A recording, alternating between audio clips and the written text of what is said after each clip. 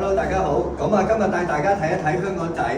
咁啊，香港仔呢個單位咧就全屋換好晒鋁窗，基建咧就做好晒㗎啦。咁而家咧就清好咗個牆，就準備今日下晝咧就會有家私翻嚟嘅。嗱，咁呢啲位置咧就客人保留嘅電器啦。咁我哋呢一度咧就冇家私去訂做嘅，所以就將電器先擺呢個位置啦。咁啊，垃圾就先放喺梳化位啦。咁就聯同埋今次嘅家私垃圾就可以一次過抌㗎啦。咁就呢啲地方已經執好晒㗎啦。咁啊已經去到尾聲位置㗎啦，而家。咁就一冚埋家私就會起貨㗎啦。咁啊帶大家睇下呢啲細節位啦，油漆呢啲全部落晒批盪角嘅。咁啊所有角都落晒㗎啦。嗱，主人房啦呢度。咁呢啲角就全部用晒批盪角咯。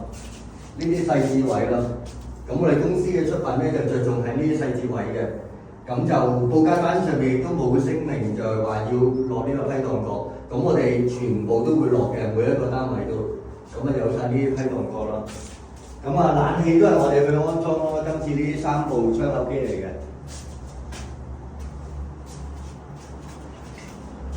咁啊睇一睇呢啲地台木紋先啦。咁啊，木紋磚已經起咗貨㗎啦。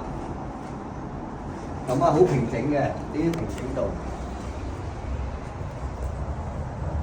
咁我哋做家私前咧，都會封翻呢一個保護板啦，跟住俾師傅去裝嵌家私嘅。